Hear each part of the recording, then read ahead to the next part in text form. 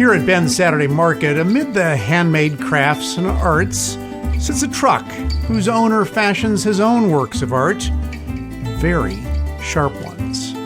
Rich Carpenter's artistic eye focuses on a different kind of palette, knives. Really sharp knives. It's kind of like instant gratification, I guess. You know, you start off with, sometimes knives are super dull, and it takes 10 or 15 minutes to put a really sharp edge on it. And when you hand it to the person that handed it to you with a sharp edge on it, they're happy. Smiles are good, yep. No matter if you're a pro in the kitchen or an amateur like me, there's nothing more frustrating when you're elbow deep in veggies or your main course preps, and you try and slice or dice, only to find your knives are duller than a CPA convention. Larry Sullivan is serious about cooking. He does all of it in his family.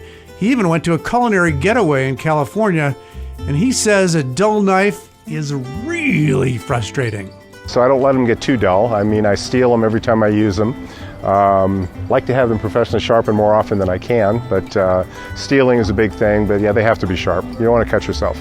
One thing Larry and a lot of knife owners like is the ability to watch their kitchen tools get sharpened before their eyes, and to have the ability to ask Rich questions right on the spot. Even the least expensive knives, when you drop them off, I mean, to me, it's a tool that I use literally every single day.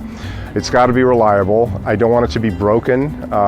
You know, you expect a certain amount of sharpness and how to use it. And, you know, being able to take it to somebody who obviously knows what he's doing and watch it being done on top of the line equipment. I mean, you know it's going to be done right. And don't let the company's name fool you. Rich's expertise extends way beyond the knife. So besides knives, we sharpen scissors for fabric scissors, paper scissors, shears, beautician shears, grooming shears.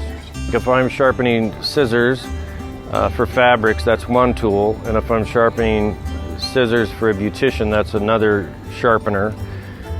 We also sharpen hand pruners, so our loppers. If you're working in the yard, we can sharpen those for you. Lawnmowers where the blade spins horizontally, that's a power mower, then we can sharpen those blades. Today's stop is at the Saturday Market, but Rich has actually been pulled over on the highway. And yes, he does make house calls. And we'll actually go to someone's house if they have a minimum of $35 worth of sharpening, and that could be knives, scissors, hand tools.